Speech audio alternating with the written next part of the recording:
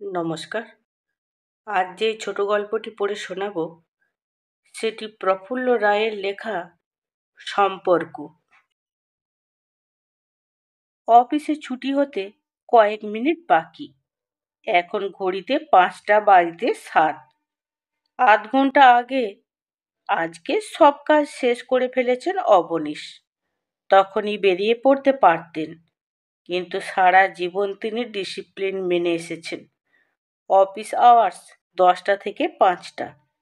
কাঁটায় কাঁটায় 10টায় অফিসে আসেন, বেরোন ঠিক 5টায়। 30 বছর এই নিয়মেই চলে আসছে। অবনীশ সান্যাল একটা মাল্টিন্যাশনাল কোম্পানির টপ এক্সিকিউটিভ। বয়স 54 কি 55। চওড়া কপালের উপর থেকে ব্যাক ব্রাশ করা চুল, বেশিরভাগটাই কুচকুচে কালো, ফাঁকে ফাঁকে 2-4টে রুপোলি তার হয়ে গেছে। নিখুঁত কামানো মুখ অবিনাশের, থুতনির মাঝখানে অল্প একটি ভাঁজ, পুরু লেন্সের চশমার পিছনে উজ্জ্বল চোখ। অ্যাভারেজ বাঙালির চেয়ে তার হাইট বেশ ভালো, প্রায় 6 ফুটের কাছাকাছি। তাকে ঘিরে রয়েছে ব্যক্তিত্বের একটি কোটিং, তবে সেটা দুর্ভেদ্য নয়। আলাপ হলে বোঝা যায় মানুষটি ভদ্র, মার্জিত এবং সহানুভূতিশীল। ব্যবহারও খুব চমৎকার। এই মুহূর্তে চেম্বারে অবনীশ ছাড়া আর কেউ নেই। বেয়ারাকে দিয়ে অ্যাটাচি কেস আগেই গাড়িতে পাঠিয়ে দিয়েছেন। আর 7 মিনিট পর তিনি উঠবেন। সোফার অফিসের পার্কিং জোনে তার জন্য অপেক্ষা করছে। অবনীশের চেম্বারটি বড় মাপের। ফ্লোর নীল রঙের কার্পেটে মোড়া। দেওয়ালে প্লাস্টিক পেন থেকে নীলাভ দ্যুতি বেরিয়ে আসছে। সিলিং ধপধপে সাদা। ঠিক মাঝখানে আধখানা বৃত্তের আকারে বিরাট গ্লাস টপ টেবিল। সেটার পিছনে রিভলভিং চেয়ারে বসে আছেন অবনীশ। সামনে টেবিলটাকে ঘিরে গদিমোড়া ফ্যানসেবল 10টি chair. File, company law, labour law এবং ইনকাম ট্যাক্স, ট্রেড এবং ইন্ডাস্ট্রি বিষয়ে বিভিন্ন বই, ইয়ারবুক, ম্যাগাজিন ইত্যাদি রাখার জন্য দেয়ালের ভিতরে ক্যাবিনেট বানিয়ে নেওয়া হয়েছে। সামনের দিকে শুধু টানা কাচের পাল্লা, আর একটা দেয়াল কেটে অ্যাকুইরাম বসিয়েছেন। সেখানে লাল নীল মাছেদের খেলা। একটি দেয়ালে রবীন্দ্রনাথের, অন্য দেয়ালে যামিনী রায়ের বড় 2টি পেইন্টিং। তার সামনের টেবিলে নানা রঙের phone, pen stand, table calendar ইত্যাদি। মোট কথা চেম্বারটিতে সুরুচির ছাপ রয়েছে। এটা তো মে মাস। এই বিকেলেও যে কলকাতার উপর দিয়ে প্রায় লু বাতাস ছুটছে, অবনীশদের এয়ার কন্ডিশন অফিসে বসে টের পাওয়া যায় না। এখানে রয়েছে আরামদায়ক শীতলতা। 5টা বাজতে কয়েক সেকেন্ড বাকি। সেই সময় ফোন এলো। হ্যালো বলতে লাইনের ওপার থেকে চেনা গলা ভেসে আসে। আমি বুবুন। বুবুন এবার অনেক দিন বাদে ফোন করলো। তার ফোন এলে কিংবা কচিৎ কখনো সে নিজে এসে পড়লে খুবই খুশি হন অবনীশ। সেই সঙ্গে নিজের অজান্তে এক ধরনের আড়ষ্টতা বোধ করেন। তার সঙ্গে বুবুনের সম্পর্কটা অদ্ভুত, রীতিমতো জটিল বলা যায়। কিন্তু সে কথা পরে। অবনীশ বললেন, 3 উইক পর তোমার গলা শুনলাম, কেমন আছো? বুবুন বলল, ভালো নেই। আমার আমার তার গলা ধরা ধরা, জোড়ানো। কথা বলতে বলতে হঠাৎ থেমে গেছে সে। এরকম আগে কখনো হয়নি। চমকে উঠলেন অবনীশ। কি হয়েছে বুবুন? তার কণ্ঠস্বরে উৎকণ্ঠা মাখানো। টেলিফোনের তারের ভেতর দিয়ে বুবনের কান্নার আওয়াজ ভেসে এলো। সে সমানে ফোঁপাচ্ছে। অবনীশের উদ্বেগ কয়েক গুণ বেড়ে যায়। বলেন, কি হয়েছে বুবুন? বলো, বলো। ফোঁপাতে ফোঁপাতে বুবুন বলে, আমার বাবা, আমার বাবা। ফোনটা প্রায় মুখের কাছে চেপে ধরে অবনীশ জিজ্ঞেস করলেন, তোমার বাবার কি হয়েছে? আজ সকালে মারা গেছেন। অনেকক্ষণ স্তব্ধ হয়ে রইলেন অবনীশ। তারপর খুব আস্তে কাঁপা গলায় বললেন, তোমার বাবা অসুখে ভুগছিলেন বলে তো শুনিনি। কি হয়েছিল? বুবুন বলল, স্ট্রোক। এরপর সে যা বলে তা এই রকম। সকালে সোমনাথ ঘুম থেকে উঠে বাসি মুখে মিনিট 15 ফ্রি হ্যান্ড এক্সারসাইজ করতেন, শরীরে যাতে এক্সট্রা ফ্যাট না জমে সেদিকে তার তীক্ষ্ণ নজর ছিল। ব্যায়ামের পর 15 মিনিট জিরিয়ে শেপ টেপ করে ঠান্ডা জলে স্নান। স্নানের পর চা খেতে খেতে খবরের কাগজ পড়া। তারপর 8:30 থেকে 9টার ভেতরে অফিসে বেরিয়ে পড়তেন। সকালের দিকে এটাই ছিল তার প্রতিদিনের রুটিন। অবশ্য ছুটির দিনগুলো এই রুটিনের বাইরে। সেসব দিনে তিনি একটু আধটু অনিয়ম করতেন। আজ সকালে স্নান টানের পর চায়ের কাপ হাতে নিয়ে খবরের কাগজ পড়তে পড়তে স্ট্রোকটা হয়। Massive attack. হাসপাতালে নিয়ে গিয়ে কিছুই করা যায়নি। তার আগেই সব শেষ। সোমনাথ সম্পর্কে বিশেষ কিছু জানে না অবনীশ। বুবনকে যদিও বছর দশেক দেখছেন, তবু তার বাবার ব্যাপারে কোনোদিনও একটি কথাও হয়নি। তার দৈনন্দিন জীবনযাত্রা কেমন ছিল সে সম্পর্কে সামান্য কিছু খবর আজ প্রথম জানা গেল। যিনি স্বাস্থ্য এবং বাড়তি মেদ সম্বন্ধে এতটা সতর্ক, হঠাৎ তারই কিনা স্ট্রোক হয়ে বসলো, কোনো মানে হয় না। অবনীশ ভারী গলায় বললেন, ডেড বডি এখন কোথায়? হাসপাতাল থেকে রিলিজ করে দেওয়ার পর কিছুক্ষণ আগে বাড়িতে নিয়ে এসেছি। আধ ঘন্টার ভেতরে শ্মশানে নিয়ে যাওয়া হবে। এমন একটা সাডেন আনএক্সপেক্টেড ডেথ ভাবাই যায় না। তোমাকে যে কি বলবো বুঝতে পারছি না। এমন সময় ভেঙে পড়লে চলবে না বুমুন। মনে জোর আনো। খুব আন্তরিকভাবেই বললেন অবনীশ, তার কণ্ঠস্বরে সহানুভূতি মাখানো। বুবুন উত্তর দিল না। টেলিফোন লাইনের ভেতর দিয়ে তার চাপা কান্নার আওয়াজ ভেসে আসতে লাগলো। স্নেহের ভারী গলায় অবনীশ বললেন, কেঁদো না বুবুন, এখন বলো, শ্মশানে যাবার ব্যাপারে আমাকে কি কিছু করতে হবে? বুবুন ভাঙা ভাঙা গলায় বলল, না, জেঠামশাই আর কাকারা সব ব্যবস্থা করছেন।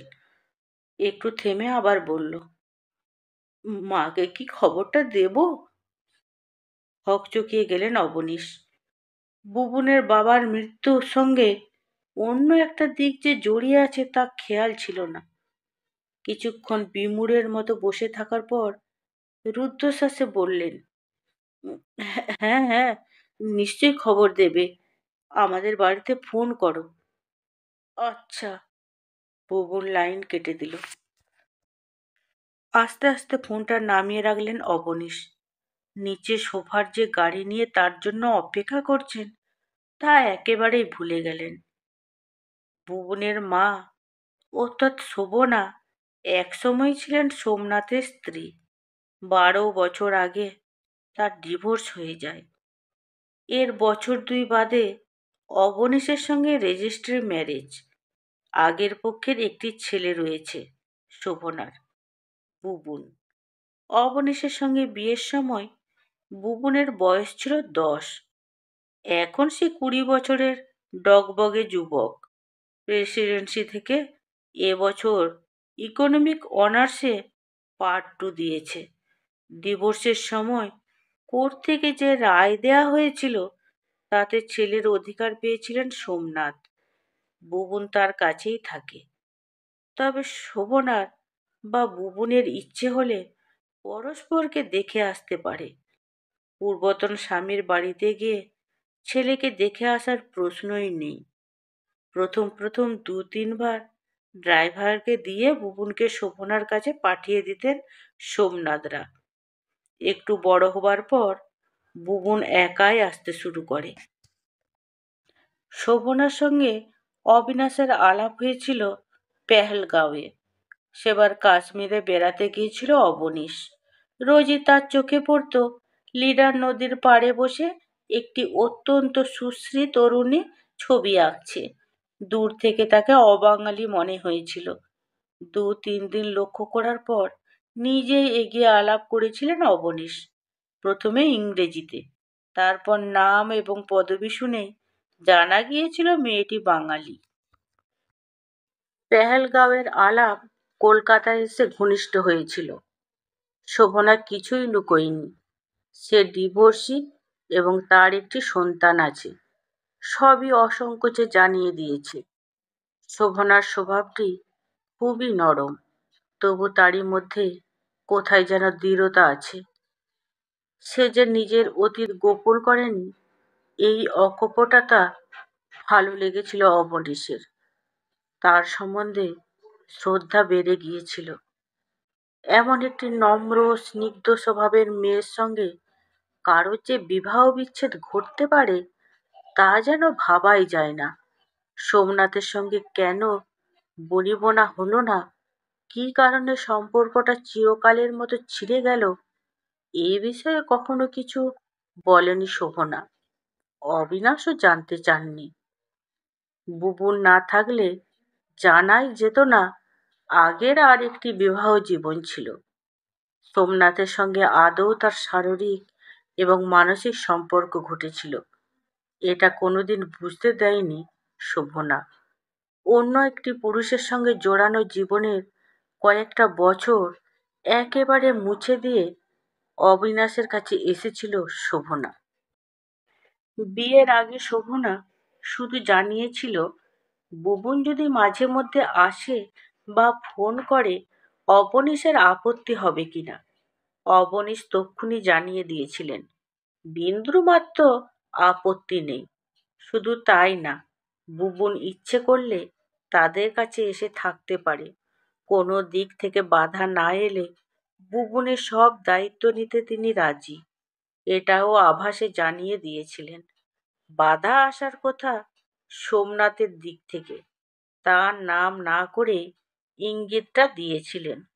অবশ্য এ ব্যবস্থায় সায় ছিল না শোভনার। কেননা বুবুনের ব্যাপারে কোর্টের রায় সোমনাথের পক্ষে। প্রথম প্রথম বুবুন এলে খানিকটা আড়ষ্ট হয়ে যেতেন অবনীশ, কিন্তু ছেলেটা পুরোপুরি মায়ের স্বভাব পেয়েছে। তেমনই মধুর, কোমল এবং নম্র। আস্তে আস্তে তার সঙ্গে চমৎকার একটা সম্পর্ক গড়ে উঠতে লাগলো। সেটা বুবুনের গুণে। কোনো কিছু বলেই তাকে ডাকে না বুবুন। মায়ের ২ নম্বর স্বামীকে কি বলে ডাকা যায় সে জানে না। অবনীশ অবশ্য জানেন না।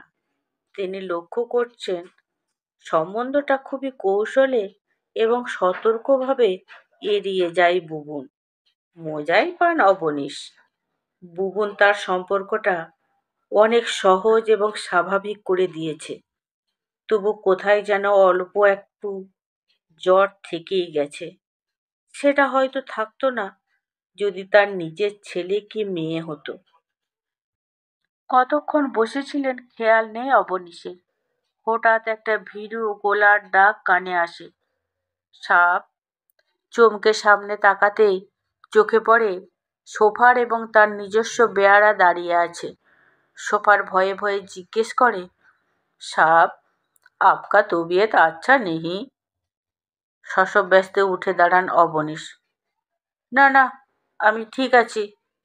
দ্রুত ঘড়ি দেখে বলে, ৭টা বেজে গেছে, অনেকক্ষণ তোমাদের আটকে রেখেছি। বলতে বলতে এগিয়ে যান। বেয়ারা সসম্ভ্রমে দরজা খুলে দেয়। বাড়ি ফিরে অবনীশ খবর পান একটা ফোন পেয়ে বিকেলে বেরিয়ে গেছে শোভনা। ফোনটা কার তিনি জানেন। কিন্তু সে কোথায় গেছে, সোমনাথের বাড়ি কিনা, এ ব্যাপারে পুরোপুরি নিশ্চিন্ত নন। বেডরুমে গিয়ে অফিসের পোশাক ছেড়ে সোজা বাথরুমে চলে যান অবনীশ। স্নান টান করে পাজামা পাঞ্জাবি পরে বেরিয়ে এসে সোফায় বসতে না বসতেই কাজের মেয়েটা চা এবং খাবার নিয়ে আসে। বাড়িতে থাকলে এসব শোভনায় নিজের হাতে করে। কাজের মেয়েটি অর্থাৎ কমলা বলল, বৌদি আপনাকে খেয়ে নিতে বলেছেন। অবনীশের খাওয়ার ইচ্ছে নেই। অন্যমনস্কের মতো চায়ের কাপটা তুলে নিয়ে বলেন, কখন ফিরবে বলে গেছে? না। একটু ভেবেই দ্বিধান্বিতভাবে এবার অবনীশ জিজ্ঞেস করলেন, কোথায় গেছে জানো? না। কমলা মাথাটা সামান্য কাত করে বলে, কিছু বলে যায়নি। অবনীশ আর কোনো প্রশ্ন না করে বললেন, খাবারগুলো নিয়ে যাও। চুপ করে কিছুক্ষণ দাঁড়িয়ে থাকে কমলা, তারপর ভয়ে ভয়ে বলে, খাবেন না? বৌদি শুনলে। তার মনোভাব বুঝতে পারেন অবনীশ। তিনি খাননি জানতে পারলে শোভনা কমলার উপর বিরক্ত হবে, হয়তো বকাবকিও করবে। অল্প হেসে বললেন, ভয় নেই, বৌদিকে যা বলার আমি বলবো। কমলা খাবারের প্লেটগুলি তুলে নিয়ে চলে যায়। আর অবনীশ চা খেয়ে 2-3টে ম্যাগাজিন নিয়ে বিছানায় এসে আধশোয়া ভঙ্গিতে পাতা উল্টাতে থাকেন। কিন্তু একটা লাইনও পড়া হয় না। চোখের সামনে অসংখ্য কালো হরফ একেবারে দুর্বোধ্য হয়ে আছে যেন। এই ঘরের দেয়ালে শোভনার কয়েকটি ছবি ফ্রেমে বাঁধিয়ে টাঙিয়ে রাখা হয়েছে। ওয়াশের কাজ করা ছবিগুলো এক কথায় চমৎকার। শোভনা একজন দুর্দান্ত আর্টিস্ট। আর্ট কলেজের ডিগ্রি আছে তার। ম্যাগাজিন থেকে চোখ তুলে দেয়ালের দিকে তাকান অবনীশ, কিন্তু ছবিগুলো তার কাছে ঝাপসা লাগে। এই শোবার ঘর, খাট, ডিভান, ফ্যাশনেবল ক্যাবিনেট, জানালার বাইরে রাতের কলকাতার দৃশ্যাবলী, কিছুই যেন তিনি দেখতে পাচ্ছেন না। দূর মনস্কর মতো শোভনার কোথায় ভাবতে থাকেন, এখনো ফিরে আসছে না কেন সে? বাইরে একটা ওয়াল ক্লক হারমোনিয়ামের মতো আওয়াজ করে বেজে যায়। মিউজিক্যাল ঘড়িটায় যখন 10টা বাজে, সেই সময় হঠাৎ মৃদু শব্দ শুনে মুখ তুলে তাকান অবনীশ। দরজায় ফ্রেমের মাঝখানে স্থির একটা মূর্তির মতো দাঁড়িয়ে আছে শোভনা। তার লালচে এবং ফোলা ফোলা চুল উস্কো খুস্কো, পরনের শাড়িটা অগোছালো, উগ্রভাবে কখনোই সাজে না সে। তার সাজের মধ্যে থাকে রুচির ছাপ, কিন্তু এই মুহূর্তে শোভনার পোশাক টোশাকে পরিপাট্য নেই। বোঝা যায় তার উপর দিয়ে একটা ঝড় বয়ে গেছে। অবনীশ কয়েক পলক শোভনার দিকে তাকিয়ে থাকেন, তারপর আস্তে আস্তে উঠে আসেন। বলেন, কোথায় গিয়েছিলে? ভুবনদের বাড়ি? চোখ নামিয়ে নেয় শোভনা, আস্তে আস্তে মাথা নাড়ে, অর্থাৎ সেখানে যায়নি। অবনীশ জিজ্ঞেস করলেন, তাহলে? কাঁপা গলায় শোভনা বলে, শ্মশানে গিয়েছিলাম। এখানকার কাজ শেষ হয়েছে? হ্যাঁ। অবনীশ লক্ষ্য করেন কথা বলতে গিয়ে শোভনার ঠোঁট দুটি ভীষণ কাঁপছে। গভীর সহানুভূতিতে স্ত্রীর কাঁধে একটি হাত রেখে তাকে কাছে টেনে আনেন অবনীশ। কোমল স্বরে বলেন, ঘরে এসো। অবনীশের স্পর্শে শোভনার মধ্যে বিপর্যয়ের মতো কিছু ঘটে যায়। স্বামীর বুকে মুখ রেখে হঠাৎ উচ্ছ্বসিত হয়ে কেঁদে ওঠে সে। স্ত্রীর কান্নার শব্দ শুনতে শুনতে অবনীশ টের পান ওদেরটা পুরোপুরি মুছে ফেলতে পারেনি শোভনা। সোমনাথের জন্য তার বুকের কোথাও অনাবিষ্কৃত গোপন একটি দিকও ছিল। নমস্কার, এখন যে গল্পটি পড়ে শোনালাম সেটি প্রফুল্ল রায়ের লেখা সম্পর্ক।